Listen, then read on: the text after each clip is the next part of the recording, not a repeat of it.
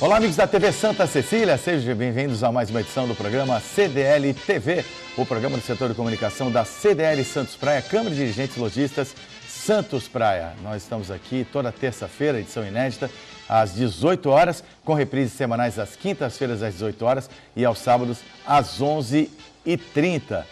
Apresentando nosso primeiro convidado, vai ficar a primeira meia hora do programa conosco, o dentista Dr. Cláudio Muti. Está aqui o Dr. Cláudio Muti, vai conversar com a gente.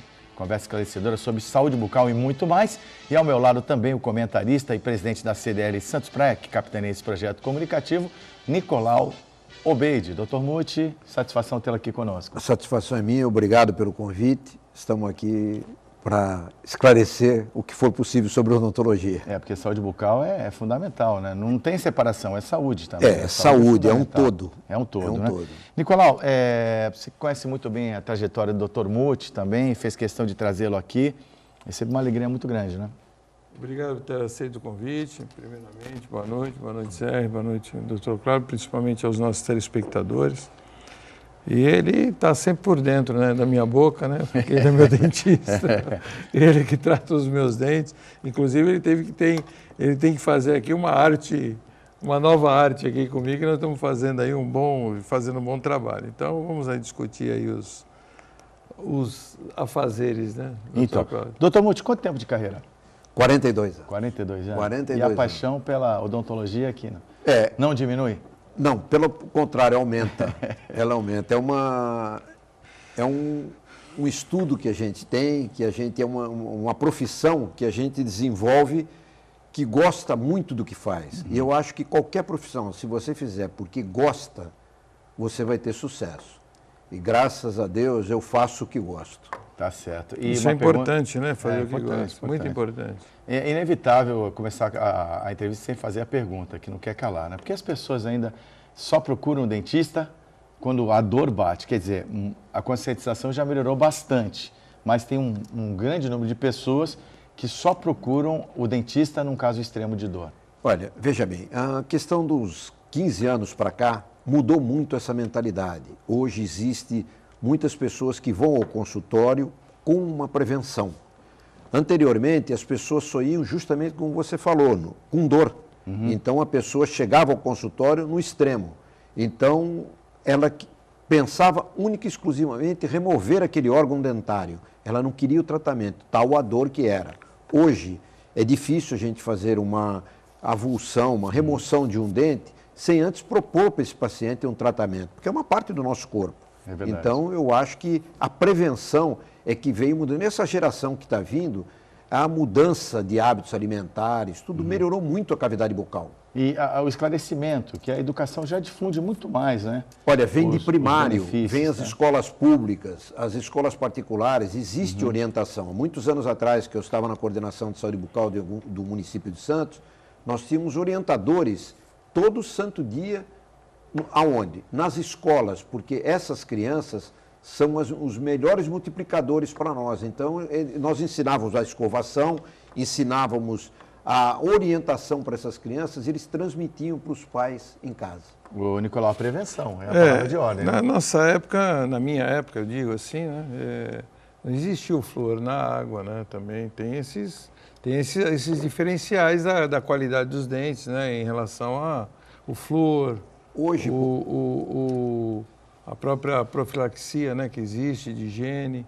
Então, não existia isso. Hoje existe uma divulgação muito maior, né, em relação a isso. Existe essa divulgação e hoje a água de Santos, ela é fluoretada a um nível satisfatório, ótimo, melhor dizendo, e que todas as pessoas, antigamente, uma gestante, ela tinha que tomar uma medicação coadjuvante para quê? Para que a gestação dela ela tivesse aquele adicionamento do flúor para que pudesse trazer a criança, quando nascesse, tivesse um fortalecimento nos dentes. Hoje em dia, a própria água, o próprio creme dental, o próprio alimento, tudo isso tem a fluoretação. Então, não há necessidade do flúor hoje, a não ser um uso tópico feito pelo próprio dentista. Agora, doutor Muti, eu acho que a educação para a saúde é fundamental nesse sentido, né? E a criança tem que ser trabalhada desde cedo, não é? Para entender o nexo causal e as várias implicações que ela vai ter, as perdas que ela vai ter de saúde em geral, se ela não cuidar bem da saúde bucal? Existe uma orientação dentro das escolas, dentro de qualquer consultório hoje, a importância de que é uma criança ou mesmo um adolescente ir ao dentista. Hoje é difícil você ver num consultório um adolescente com perdas dentárias. É muito difícil. Coisa que anteriormente, 30, 40 anos atrás, era normal, porque não havia um tratamento conservador. Hoje nós temos a prevenção, temos o conservador e tem o que é a substituição, que são as próteses, são tudo. Então hoje não tem mais a desculpa para a gente dizer, eu não vou ao dentista. É só se não quiser ter tempo. É verdade, né, Nicolau? Porque essa correria toda a gente não pode deixar em segundo plano a saúde. A gente não faz isso. Eu acho que os dentes são muito importantes, né? E apesar, né, às vezes tem pessoas que têm dentes mais fortes, dentes mais fracos, né? Tem a perda do dente, mas era recorrente antigamente as pessoas irem, como o Zé até fez a primeira pergunta, só quando sentia dor. Aí quando sentia dor, às vezes o dente já estava perdido, no estado perdido. Mas mesmo assim, hoje, eu me lembro que antigamente os dentistas nem todos faziam tratamento endodôntico, de canal. Canal, né? Então eles arrancavam, né? Que era muito mais fácil. Veja bem, anteriormente existia poucos ortodôntico, recursos. Né? Endodôntico. Existia poucos recursos. Ou, antigamente, não existia essa gama de especialidades que tem hoje na odontologia. Como a parte da área médica existe... Hoje, desculpe me interromper, hoje um caquinho do dente, o dentista salva. A gente faz de tudo para salvar. A gente faz de tudo para salvar, que é importante. Entende? Porque ainda existe essa cultura. Eu já peguei pessoas assim, eu falo, eu estou com essa dor de dente aqui, eu vou no dentista e vou arrancar logo esse dente. Ainda tem pessoas mais simples que pensam assim. Infelizmente tem. Isso você se depara isso, não que diariamente, mas você vê com uma certa frequência ainda. Doutor Muti, é bom esclarecer também que, por exemplo, um atleta que não está com a saúde bucal em dia, ele pode ter uma intercorrência, pode ter um problema muscular, por exemplo? Ele pode ter, não, ele vai ter. Vai ter, ele vai ter, com certeza. Às vezes o atleta de origem muito humilde, ele tem esse problema. Ele tem lesões repetidas, porque ele tem lá um foco dentário, tem um problema de saúde bucal. Ele vai ter um problema. Que quando localizado, até o dente do siso, né? Tem várias implicações, né? Haja visto que nós tivemos uma Copa do Mundo, que não me lembro qual foi o jogador, acho que foi o Raí, não me lembro, que durante a própria, não tenho certeza se foi ele, mas que na própria Copa ele teve que parar 2 jogos porque ele teve que fazer um procedimento em cima do dente do siso. Então, isso vem atrapalhar a condição física e o desenvolvimento desse, a produtividade dele, a parte muscular dele, porque existem essas toxinas que vão para a parte muscular. Então, no check-up do atleta, vamos dizer assim, periódico, ele tem que fazer uma avaliação odontológica. Hoje tem. Tem que fazer. Hoje tem. Ajuda bastante. Ajuda muito. Hoje, por exemplo, existe a odontologia esportiva também. É uma nova especialidade que já tem alguns anos, que ela trata do atleta. Antigamente só ia o médico na seleção. Só ia o médico. Os procedimentos mudaram bastante, né, em relação ao tratamento e infecção bucal, né? Antigamente era até comum você ver aquelas pessoas com aquelas infecções, né, com a boca inchada. Eu já tive casos também na loja de funcionários que faltavam. E hoje tem não sei se é o termo qual é, a profilaxia, né, que a gente fala. Tem a profilaxia, a profilaxia, a prevenção junto com essa profilaxia e a ida periódica ao dentista, nós notamos, existe uma outra especialidade também da odontologia que se chama odontologia do trabalho. Tá. Quando existe a firma que tem e manda o profissional para que vá ao dentista, o absenteísmo desses funcionários diminui em quase 70% dentro de uma firma. Porque o funcionário falta ou não vai ter uma dor de dente, diz que é uma das piores dores do mundo, né? Olha, é uma dor que ninguém quer sentir. E a pessoa... Doutor Muti fala de cadeira mesmo. Eu também falo. Porque a pessoa que está ali, ela é muito próxima à parte de resposta, que é o cérebro. Então, é um caminho muito curto da dor e a resposta. Então, é uma dor alucinante. Então, problemas cardiológicos também podem estar relacionados? Olha, eu estive vendo esses dias aqui uma pesquisa muito importante, que a probabilidade de uma pessoa que tem um dente com uma cárie, um dente com um problema endodôntico, que seja para tratamento de canal, uma infecção dentária, ele pode aumentar muito a probabilidade de doenças cardiovasculares. E isso, hoje em dia, por exemplo, existe a endocardite bacteriana, derivada do dente. Se a pessoa está numa cidade que não tem um recurso, não tem um profissional que tem um conhecimento, essa pessoa vai a óbito. E, infelizmente, então eu sempre digo, a importância da visita ao dentista. Qualquer dor, é o dentista que tem que ver na cavidade bucal. Hoje não se pode fazer a saúde separada. Sim, e a recomendação é de 6 meses ou já tem uma outra visão a respeito disso? Olha, existe, por exemplo, uma pessoa que faz um tratamento e o dentista mantém uma regularidade com aquele paciente, o que acontece? Ele não precisa estar de 6 em 6 meses. Ele pode ir até se prolongar um pouco mais, mas que a primeira intercorrência que ele sinta na cavidade bucal, que ele sinta qualquer desconforto, é muito interessante que ele vá ao consultório para ver, porque é um problema pequeno que resolve. E gravidez? Mulheres grávidas, assim, com problemas dentários? Olha, a gente sempre... Trabalha na Santa Casa, né? Deve acontecer Tem, com dor de dente e o cuidado tem que ser diferente, né? Até um dia desses aqui aconteceu até um fato curioso de me chamarem, porque tinha um bebê de 12 horas de nascimento que tinha 2 dentinhos. Isso pode, é um dente neonatal. Então, nasceu com dente. Nasceu com os dentes. E a gente tem por hábito de remover isso. Por quê? A mãe amamentar essa criança, complicado, aquilo né? machuca e o perigo dele deglutir aquele dente, que é um fragmento que não atrapalha nas próximas porque dentições. a tendência é soltar. Ele solta. Então, tá. a gente tem que remover. E na gestação, a gente sempre fala o seguinte, não existe um impedimento, tem que ter-se cuidados com a paciente. Para fazer um tratamento gengival, porque está também isso feito, que se tiver uma infecção gengival, num certo tempo de gravidez, pode haver até uma gravidez, o nascimento do bebê prematuro. Então, a importância da gengiva, de um tratamento gengival. Eu desconhecia essa informação. Isso antecipar, provocar o parto. Antecipar o parto. Por exemplo, se você não tem um tratamento bucal, a gente faz cursos para gestantes, de 2 em 2 meses eu dou uma aula para gestantes. E eu até me surpreendi nessa última aula que nós demos agora, nós tínhamos 70 gestantes. E o interessante é que elas vão acompanhadas dos maridos. Quer dizer, você passa uma mensagem muito importante, saber os cuidados. Por exemplo, o cigarro, a bebida alcoólica para gestante, tudo tem que ser diminuído. A gente não vai proibir, mas tem que ser diminuído isso para gestante. Agora, uma pergunta por curiosidade, doutor. E essas pastas de dente milagrosas, Plax, Plix, Plex, Plux, que uma deixa mais branca que a outra tem mais não sei o que a outra. Existe algum estudo que realmente...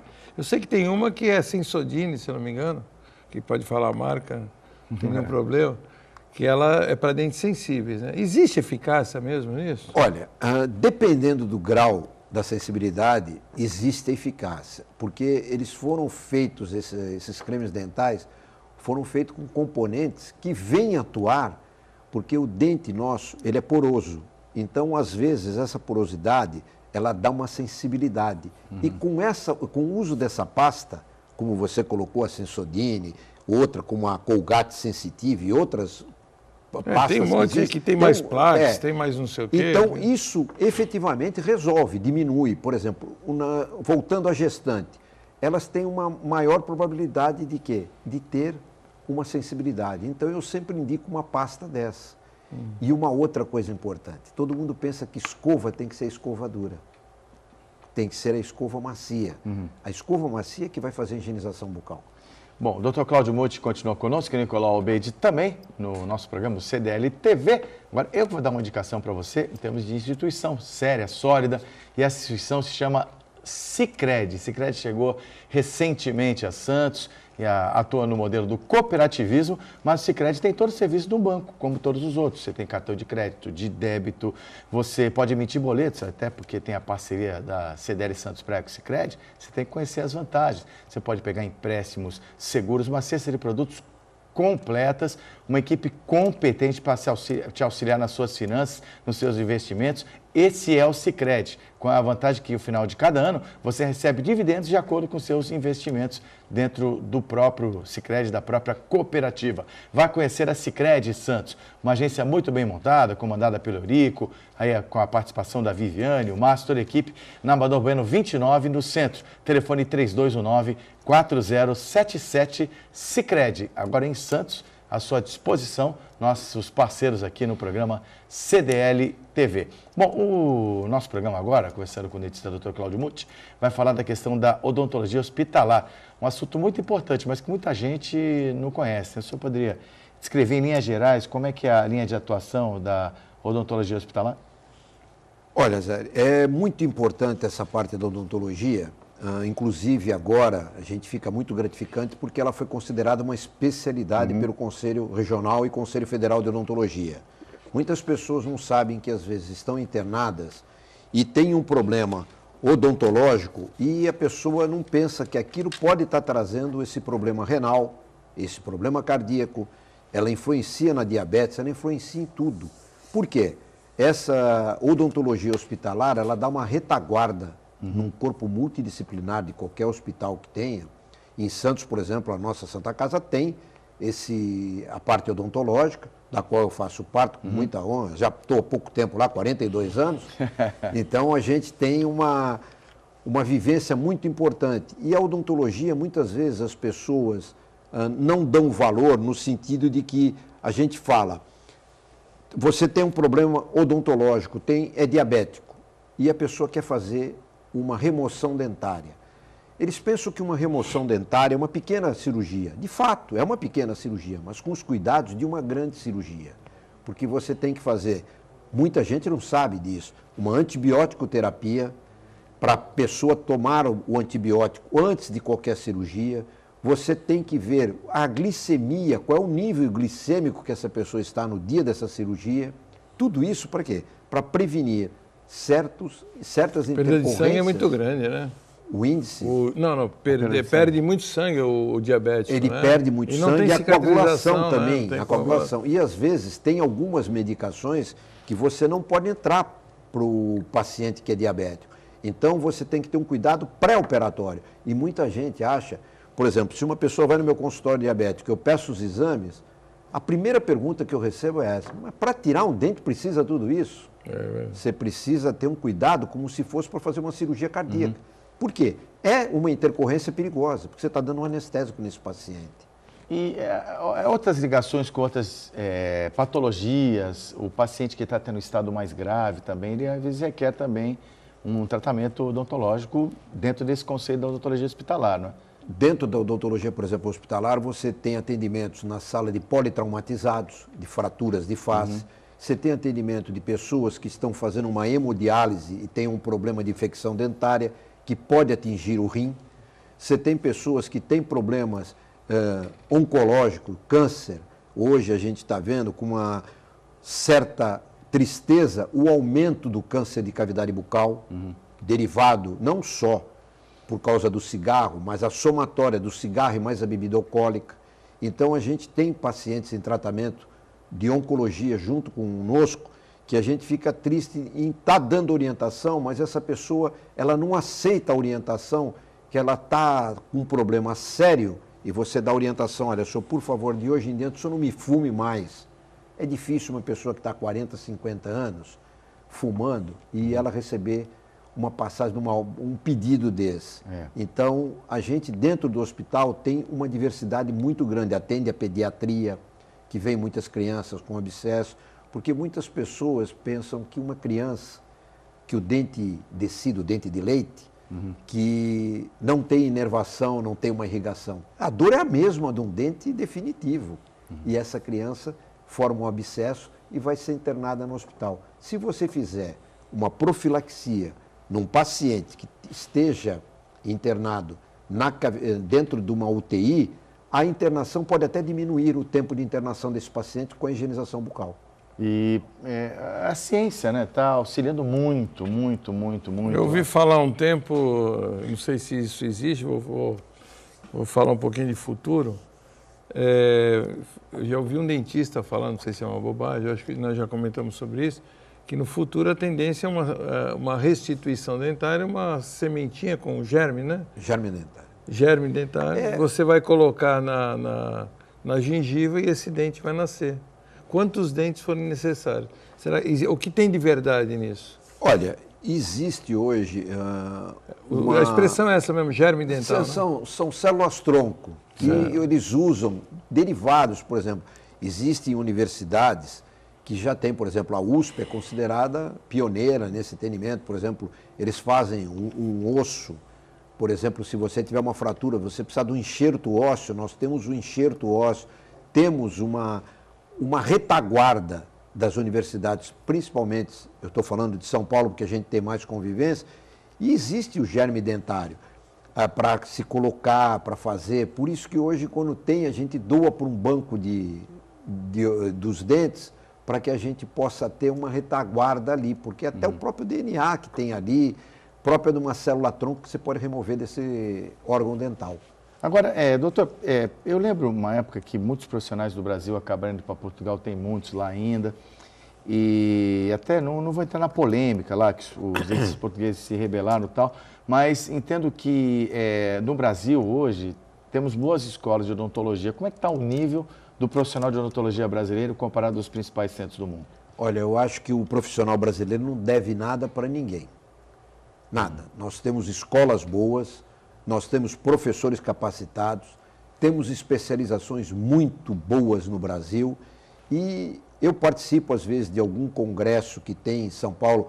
Geralmente, todos os anos eu vou num congresso paulista, vêm profissionais de fora, eles podem trazer alguma coisa, mas nós aqui do país, do Brasil, nós temos um fator que sempre deixa eles assim, sempre atentos. Nós temos uma criatividade muito grande. Com as dificuldades que nós temos uma criatividade muito grande. E as faculdades do Brasil hoje são muito boas. Tanto é que nós temos a própria faculdade, a Universidade de Santa Cecília, a Universidade da Unimes, tem a Universidade da USP em São Paulo, Ribeirão Preto. Todas as faculdades são conhecidas como a top de linha. Agora, Nicolau, você falou no começo, só que me chamou a atenção, né? Que é não só a reabilitação da saúde, a manutenção da saúde bucal, mas você falou que está fazendo uma arte boa. O artista tem esse quê também de escultor, de artista, né? E hoje a estética está muito em alta também, né? A estética hoje, você veja, existe até essas lentes de contato. Existem essas lentes de contato. Porque você olha a televisão, você fala assim... perfeito, né? O fulano, Beltrano, aquele artista, pega aí Francisco Cuoco, o cara com 80 anos de idade, dá um sorriso, mas não é dentadura. É uma estética então, que é feita... Causa até inveja na gente, né? Porque a gente vê uma estética dental. Hoje é o que muito se procura dentro dos consultórios. Mas essas lentes de contato dentário, elas têm durabilidade? Elas têm durabilidade, mas ainda, elas no são momento, elas são fixas, elas são fixadas, mas só que existe uma coisa. Ainda, por um momento, elas ainda estão um pouco preço, não que a gente diga alto, mas com poder aquisitivo e termo financeiro para nós brasileiros, com essa crise que o país enfrenta, ainda torna-se um pouco restrito algumas pessoas a fazerem isso. Mas a odontologia avançou muito na parte estética. Com certeza, né? Muito na parte estética. E hoje também, às vezes, desculpe te interromper, Zé, fica à vontade. É que às vezes também a pessoa, não só por uma questão de não tratamento dentário, mas também um problema que já me afligiu, e a minha irmã também tem esse problema, é o bruxismo, né? O desgaste que existe devido à falta do ranger dos dentes. Que tem que usar até tem um que aparelho, usar uma placa, né? Aquela uma placa biorrelaxante para você usar. Minha irmã teve esse problema e ficar com dor até aqui nos maxilares. Dá uma dor na articulação temporomandibular. E desgasta mesmo os dentes. Desgasta. E é muito mais comum do que as pessoas acham, né? Hoje existe um grande... Por causa do estresse também. O estresse é um fator... Só dorme à noite e... Trava. E nos casos mais extremos de bruxismo, o que o senhor pode elencar para a gente, um quadro mesmo extremo, de desgaste, de dor, enfim? Eu vou passar uma experiência que eu tive, nós temos que reabilitar esse paciente com próteses em quase todos os dentes, para fazer um acerto oclusal para que ele possa ter um conforto na mastigação e um conforto para que ele possa estar fazendo parte funcional da cavidade bucal. Agora, para encerrar, doutor Muti, agradecendo demais a sua presença aqui. Eu que agradeço.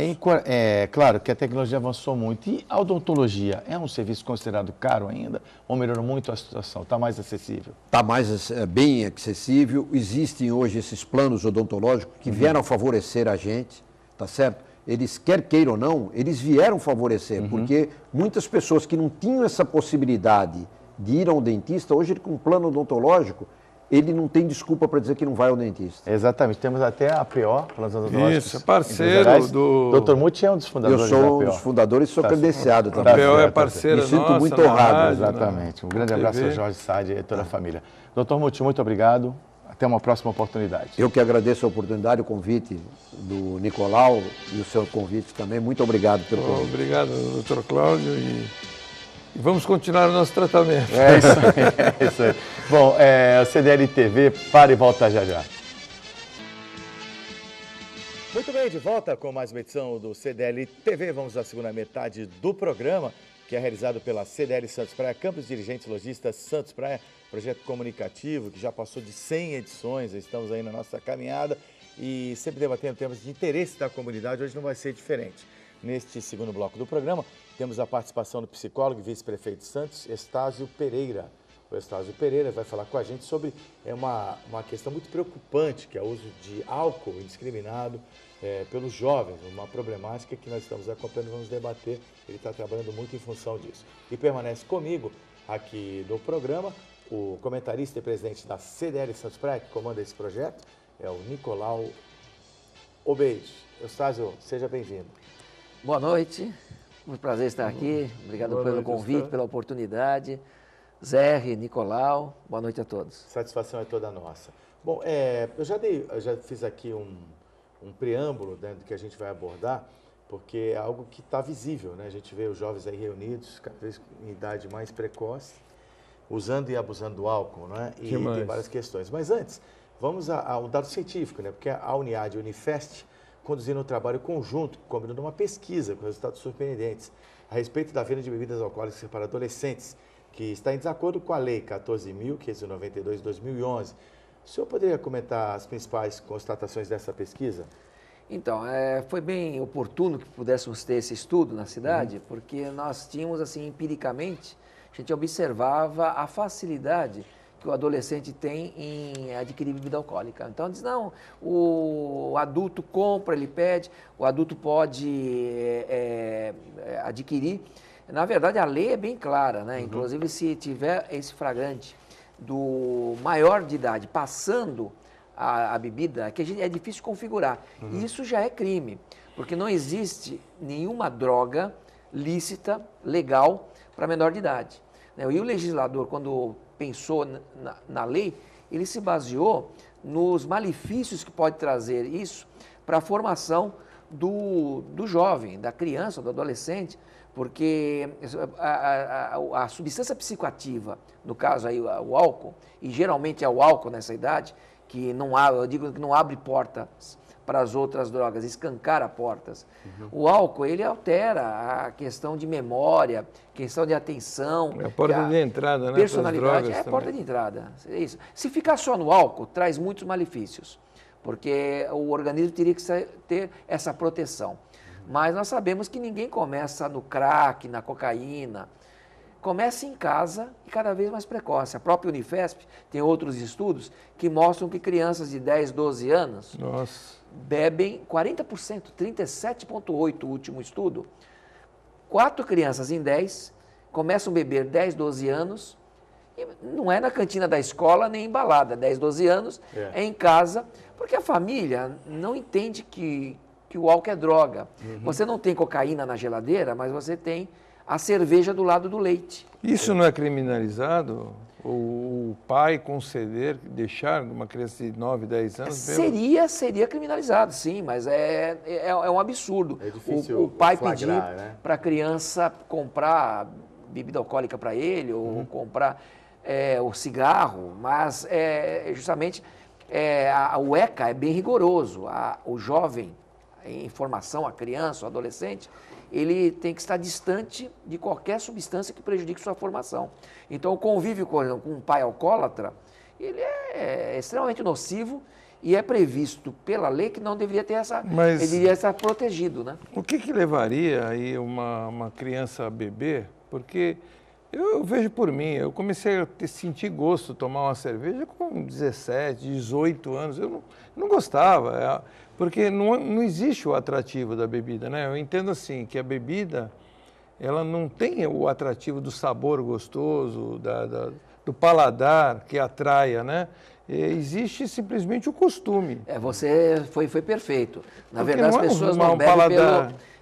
pelo sabor, mas é a alteração que traz em termos psicológicos, né? Então. Porque ninguém quer tomar cerveja sem álcool, porque não é gostosa. Cerveja sem álcool, inclusive comercialmente, é um fracasso, né? Exatamente, porque não é gostosa. Agora, não é o gosto da cerveja, é a alteração psicológica que a cerveja causa. Que aquilo traz, né? Que a pessoa deveria obter com as suas próprias endorfinas, com a sua própria química dentro dela, pelo seu estilo de vida. E ela acaba se acomodando e tendo da cerveja, da bebida alcoólica ou de qualquer droga, né? Na verdade, o que você falou, por que a criança então bebe? Pelo modelo que é passado. Mas com 10 a 12 anos, realmente... Aquele ar de satisfação. Mas e tem a genética envolvendo nisso? Olha, pode chegar a genética... A genética que eu digo, no filho de alcoólatra se tornaria um alcoólatra. Mas, de repente, uma pessoa que tem uma predisposição para o alcoolismo, para se tornar um alcoólatra... Seria genético, seria... mas se ela estiver num meio que não possibilite o desencadeamento disso... ela nunca vai ser alcoólatra. As famílias evangélicas, por exemplo, né, elas têm um rigor e os jovens passam as fases de formação e não veem ninguém bebendo em casa e aquilo... Fica com um modelo forte. Além da precocidade absurda, 10 a 12 anos, mas o que mais me choca é que essa iniciação é dada dentro de casa. Dentro de casa. Tem aquele, talvez o fator cultural e também um pouco da falta de preocupação com os pais. Às vezes, por exemplo, você vai com o filho, não estou criticando, mas eu procuro evitar isso. Você vai num churrasco com os amigos e o pai bebe até cair. Isso. Né? E tem um ambiente que serve de referência, né? Você está entendendo? A criança, ela incorpora aqueles hábitos. Isso. Então, às vezes, ele acha, por que meu filho está fazendo fora de casa? Ele não está prestando atenção e percebendo que esse caminho ele deu com o próprio comportamento. O exemplo arrasta e o que a gente questiona, que modelo estamos passando para as nossas crianças. Sim, né? sem falso moralismo mesmo. Isso. São dados frutos de pesquisa, né? Eu já vi no YouTube, se alguém quiser pesquisar, coisas absurdas, tipo vídeos gravados com o pai para bebezinhos ou crianças tomando e dando cerveja para essas crianças beberem e tem um até que foi um absurdo, eu não estou lembrado quanto tempo faz que eu vi, de uma criança a criança chegar a ficar, a criança de 2, 3 anos, ficar bêbada. E eles gravarem aquilo, colocaram no YouTube e achar engraçado a criança estar andando em zigue-zague porque estava alcoolizado. O que para nós é muito claro, para esses pais ignoram os malefícios que estão fazendo. Acho que não é grave, que isso não é droga. No primeiro mundo, o legislador pensa nisso. Inclusive, o consumo é proibido em público. Se você é pai, se você é mãe e você quiser beber na frente dos seus filhos, faça em ambiente fechado. Você tem o pátrio poder, passa esse exemplo. Dentro de casa, que já não é um bom exemplo, né? Mas pode, né? Você compra em Orlando, em Miami, as constituições norte-americanas, elas são por estados, né? Mas isso é de uma forma unânime. E você não pode. Você comprou bebida alcoólica, aquilo é droga. Então você tem que levar para casa ela embrulhada. O invólucro que não veja o que você comprou. O exemplo, você não pode tirar a latinha e beber na rua. Né? Não pode, você não pode. O consumo é proibido por lei. Às vezes eles te dão um cartuchinho, né? Não pode. Isso. Não, mas nós temos na nossa legislação a proibição de beber na rua. Do consumo não consumo temos. Na rua não é proibido. Nós teríamos que realmente progredir, evoluir. Que dirigir bebendo não pode. Não pode. Mas é recorrente, né? Você vê direto isso aí, pessoas bebendo. Então é o exemplo que você passa. Você está usando uma droga na frente de todo mundo. Como você quer que a criança não absorva isso? O exemplo arrasta. Né? Nós dizemos que as suas atitudes são tão fortes, me falam tão alto, que eu já não consigo nem ouvir o que você me diz. Verdade. Não adianta o que fala. Tem que ter uma coerência com o seu estilo de vida, né? Com as suas atitudes. Então, nós estávamos preocupados muito com isso, a administração, nós buscamos essa parceria com a Unifesp, né? Deu todo o suporte em termos de metodologia e hoje nós temos um estudo científico. Os dados foram dos mais estarrecedores, né? Muito mais grave do que nós pensávamos. E hoje, inclusive, terça-feira, foi realizada uma palestra sobre o tema na Associação Comercial de Santos. Tem um comitê aqui que você coordena, né, a respeito dessas políticas públicas mesmo. Isso, a administração municipal criou desde do início de 2013 esse comitê gestor de políticas sobre drogas, que trata de todos os aspectos, inclusive a partir das drogas lícitas, né? E justamente foi muito interessante o evento que tivemos, né? Com as entidades, que nós temos que desenvolver uma consciência maior de que é droga e traz malefícios. Então, os comerciantes, e nós esperávamos já por isso, estão atendendo a esse apelo, né? São chefes de família, são pessoas de bem, e nós queremos que os funcionários, quem trabalha no comércio, esteja orientado. Nós tivemos... não vender para o menor. Não vender para o menor. Né?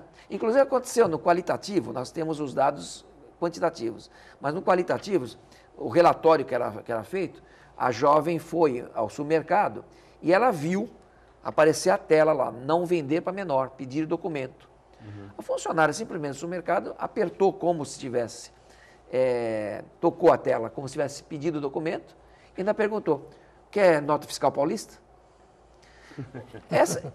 Veja, ela não vê o problema. Que absurda essa lei. Ou não quer se envolver, será? Não, eu acho que é mais uma falta de consciência. O problema não é meu. Não, eu acho que ela... Tem muita Por gente que não assim. vender sorvete para criança, chocolate? Por que não vender cerveja? Qual o problema? Não vê como droga. Eu faço palestras. Mas também nós temos, e as pessoas perguntam para mim se Anastácio, nós temos aí também uma divulgação muito grande na mídia, na televisão, com aquelas propagandas que quem bebe cerveja vai conquistar mais mulheres, quem toma cerveja vai vai estar enturmado, vai ficar mais alegre. Não tem essas propagandas? Como tinha do cigarro. Como tinha do cigarro antigamente, né? Só que no cigarro nós evoluímos, demos um exemplo para o mundo. Olha o que se conseguiu, por exemplo, com a proibição da propaganda, né? E entre outras políticas públicas. O cigarro públicas. também foi proibido no mundo inteiro, né? Até em Fórmula 1 foi proibido. Mais ou menos. A França esteve à frente disso, né? Já melhorou muito. Mas no Brasil, nos anos 80, os índices, a própria Unifesp, que é a referência nas pesquisas, nos anos 80, era 35% dos brasileiros que fumavam. Os últimos estudos indicaram 14%. Então, é considerada a droga em queda livre. Então, o impacto social, o custo social... Tem o lado social também, né? O lado do custo social. Foi muito bem citado por você. Porque o americano ele tem um conceito que é o seguinte, você quer fumar, você fuma. Você quer beber, você bebe. Mas depois, por que eu tenho que pagar o seu tratamento no custo? Isso mesmo. Pagar o custeio do teu tratamento, que você vai ter um câncer de fígado ou um câncer de pulmão. Você vê em Nova York, no Central Park, é proibido fumar lá, né? Ao ar livre. A praça principal de São Francisco é proibido. Tem ali a placa, eu cheguei a fotografar, proibido fumar. Então, será que nós vamos chegar nisso? Livre. Mas eu tenho a visão otimista das coisas. Tem que se trabalhar mesmo intensamente, com palestras. Aliás, vão haver outros que a gente vai divulgar aqui oportunamente. Muito obrigado. Mas, bem importante essa parceria com a mídia. Ele deu um exemplo importante, que a proibição, a restrição do cigarro em locais públicos, em ambientes fechados, em empresas, a população aderiu. A essa medida de bom senso. Que eu digo, entrou no inconsciente coletivo. Não é? Então, o caminho está feito, né? Hoje já não se fuma em um lugar fechado de uma forma consciente. É verdade. Eu sei que é ruim. Os garçons, por exemplo, como adoeciam como fumantes passivos, né? Então era um clamor deles. Tem até não vou falar o nome, mas tem um artista conhecido aqui da cidade que tocou em bares a vida inteira e ele descobriu um câncer de pulmão avançado e acabou falecendo. Ele sequer fumava nem bebia. De ambientes fechados. A política do Brasil, com a instituição do INCA, Instituto Nacional do Câncer, É um instituto que nem a crise conseguiu abalar. Isso é muito sério. Tem alguns serviços no Brasil, como transplante de rins, por exemplo, em São Paulo, com o Dr. Medina, que são referências no mundo. A crise não consegue abalar, né? O INCA tem se mantido forte nisso aí, né? O maior fator desencadeante do câncer é o tabagismo. Então, as políticas elas foram implantadas a partir dessa criação do INCA, que, na verdade, é uma pena nós não conseguimos seguir o exemplo do cigarro exitoso na reação do álcool, porque nós temos o lobby do fabricante, da indústria do álcool, muito próximo do governo federal. Então, o governo recebe ICMS, mas o custo social é muito mais alto. E não adianta eu receber, mas eu tenho um custo muito mais alto. Olha o que se economiza hoje nos serviços de saúde, nessa sobrecarga anterior ao serviço de saúde, com esse fato das pessoas culturalmente fumarem menos, né? Então, nós queríamos que as pessoas bebessem menos e só vai bem, a saúde não vai bem. Quem vai bem é a saúde financeira da indústria do álcool, né? Então, os nossos jovens estão à mercê desses exemplos, mercê da propaganda, e nós temos hoje a evolução de uma lei, a 14.592, desde 2011, que diz que é crime você estabelecer a venda da bebida a menor de idade, a adolescente, e multa o estabelecimento comercial, né? No começo, 2011, 2012, nós tivemos todo um glamour e tivemos toda uma atuação e os flagrantes, mas depois isso aí caiu. Eu sinto que hoje estamos todos em zona de conforto, né? O fiscal tem que fiscalizar e nós temos que melhorar a fiscalização. Leis, né, algumas leis funcionaram, como o Zé mesmo disse, a do cigarro foi muito bem recebida. E hoje você vê até pessoas, cidadão ou pessoas comuns, fiscalizando, um fiscaliza o outro. Sim. Eu já vi por várias vezes, eu tomando um cafezinho, a pessoa fumando escondida e o outro vira e criticar. Você não sabe que não pode fumar aqui. Verdade. Eu já vi várias. A sociedade incorporou, né? Então, acho que a sociedade como um todo, enquanto ela não enfrentar o problema da bebida, eu acho que também não vamos progredir muito. Porque eu acho que a sociedade tem que incorporar isso. Então, acho o que nós queremos com esse mote desse estudo científico é desenvolver o que nós hoje desenvolvemos lá na palestra na Associação Comercial, justamente envolvendo as lideranças do comércio, né? Comércio varejista, diretores lojistas, né? Até agradecemos Nicolau Obeide aí, que está também à frente como liderança no comércio, o próprio sindicato dos hotéis, restaurantes similares, que, como eu disse, são pessoas de bem, são pais de família, e existe a lei, então tem que ser uma atenção maior, uma observância, para que a gente possa começar. Não vamos mudar da noite para o dia a cultura desse hábito milenar, a aceitação milenar do álcool. Mas nós temos que mostrar que traz malefícios para a formação do jovem. Um jovem que bebe precocemente, um adolescente que bebe precocemente, ele vai ser diferente como resultado, isso é irreversível. Os seus talentos estão prejudicados, seu potencial estará prejudicado, ele vai dar um resultado muito diferente do que ele poderia dar pelos seus potenciais. Então, isso é lamentável, isso está acontecendo, né? Aí nós chegamos aí às universidades, passando pelo ensino médio, com o profissional errando muito diagnóstico, não tendo total responsabilidade e perdendo prazo. São profissionais que estiveram muito encharcados pelo álcool na sua formação. Nós queremos ter essa consciência, né? Ninguém quer tirar o álcool da sacristia, né? Da consagração, nem querer tirar da confraternização do final de ano, ou de um casamento, mas nós queremos ter uma consciência de que para a criança está afetando, né? Os programas de prevenção que mais dão certo no mundo, nós temos um no Rio Grande do Sul, Mãe de Deus, o Hospital Mãe de Deus faz alguns programas de prevenção e ele desenvolveu um estudo científico. E ali mostrou que se até 19 anos, jovens que até 19 anos não bebem, não fumam, eles seguem a sua vida, 90%, 9 em 10, seguem a sua vida livre de compulsões pós-modernas, com muito mais qualidade de vida. Quais são as compulsões pós-modernas? A partir do álcool, outras drogas, mas sexo, internet, o que escraviza, compras, compulsão alimentar, tudo é compulsão. A compulsão é aquilo que você deveria ter controle, você quer controlar e não controla, né? E a substância psicoativa traz muito o desenvolvimento dessas compulsões, né? Então nós estamos muito felizes com a realização, agradecemos muito à Unifesp, a realização desse estudo científico e o apoio que tivemos da administração pública, o apoio que estamos tendo agora das lideranças de comércio, e nós queremos trazer essa discussão para a sociedade.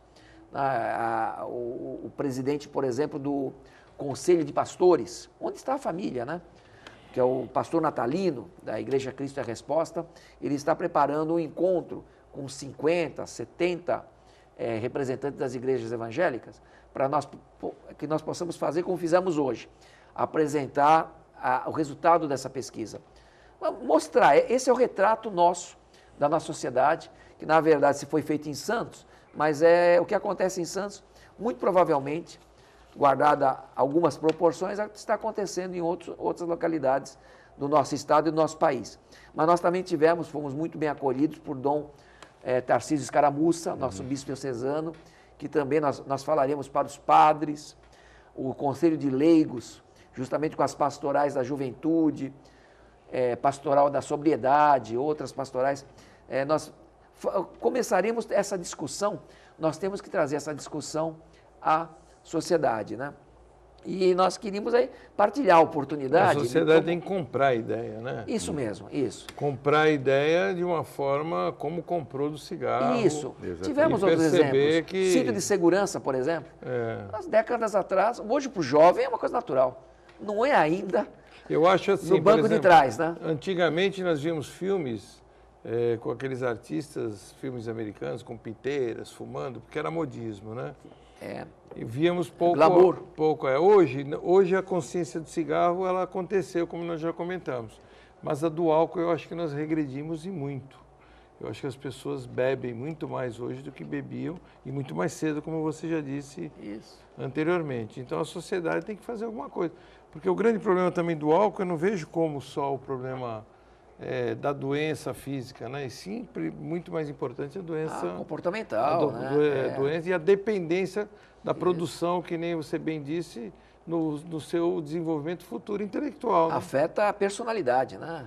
A pessoa é totalmente diferente. Exatamente. Né? E foi muito interessante como fizemos, né? Nós conseguimos um apoio aí de amigos nossos, o Conselho sobre Drogas, Conselho Municipal sobre Drogas, o COMAD, um dos primeiros do Brasil, que tem uma história de 16 anos, que a gente teve a oportunidade de participar e colaborar, esteve conosco. Nós temos um programa em Santos hoje, um programa internacional de prevenção, cujas capacitações são financiadas pela Embaixada dos Estados Unidos no Brasil.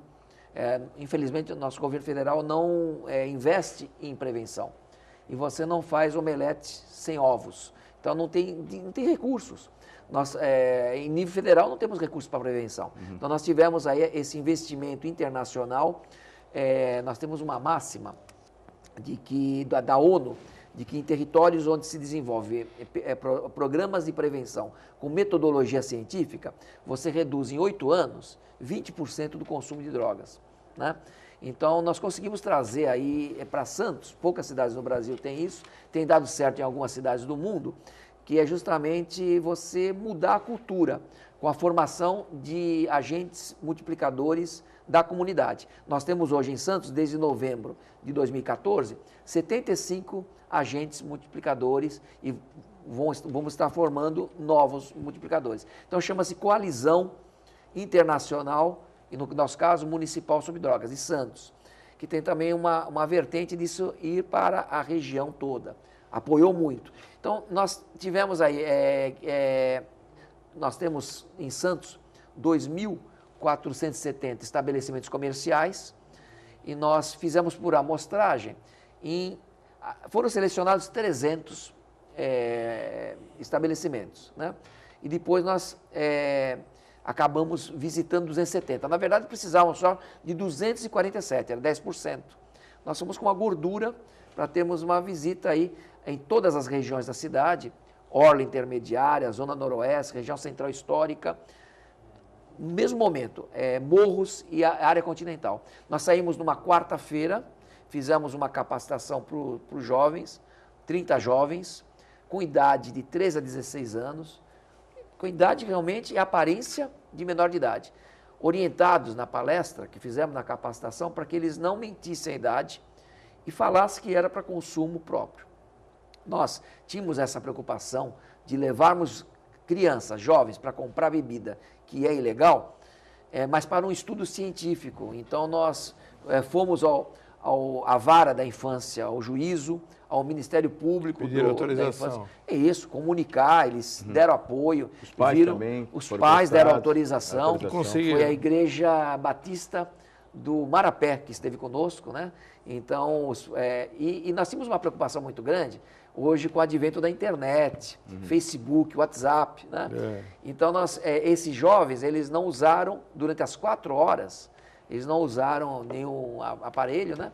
Fizeram esse grande sacrifício, essa grande doação à pesquisa e ela acabou sendo realmente desenvolvida com bastante êxito, porque inclusive a equipe da prefeitura esteve trabalhando muito do comitê gestor, a equipe mesmo, especificamente do gabinete do vice-prefeito, que esteve envolvido aí com a Unifesp em montar, é bem difícil, você tem que, esses 300 estabelecimentos são distribuídos em grupos, né, e isso era passado para o voluntário motorista com antecedência, para que pudesse estudar o roteiro, para que pudesse ir rápido, né?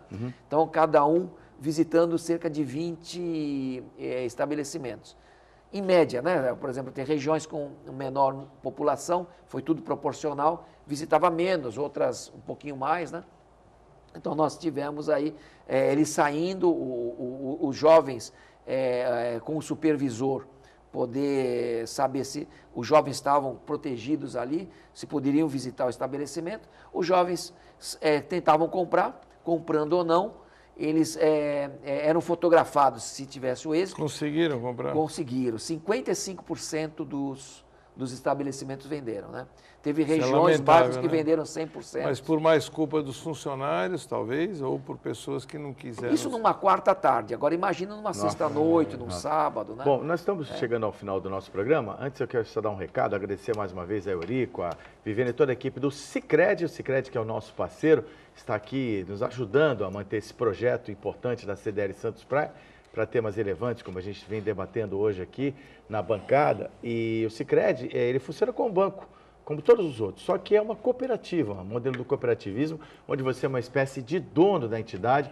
Ao final de cada exercício de cada ano, você recebe dividendos de acordo com o que você fez. Bom, a Sicredi é parceira da CDL Santos Praia. Eu posso falar aqui de cadeira mesmo, o Nicolau também. Tenho conta de pessoa física e pessoa jurídica da mesma forma, o Nicolau. E o Sicredi é recomendável para você. Tem toda a cesta de produtos que você encontra nos outros bancos, com muitas vantagens. Que, na verdade, o Sicredi é seu, é nosso, é de todos os cooperativados. Amador Bueno 29, no centro de Santos, telefone 3219-4077. Vice-prefeito e psicólogo Eustáquio Pereira, muito obrigado pela participação. Eu aqui agradeço muito a oportunidade de nós divulgarmos esse trabalho e é muito Sucesso. importante a parceria de vocês para a gente ter essa conscientização na sociedade. É isso aí. E parabéns pelo trabalho de vocês. Muito obrigado. A casa está sempre aberta, Eustáquio.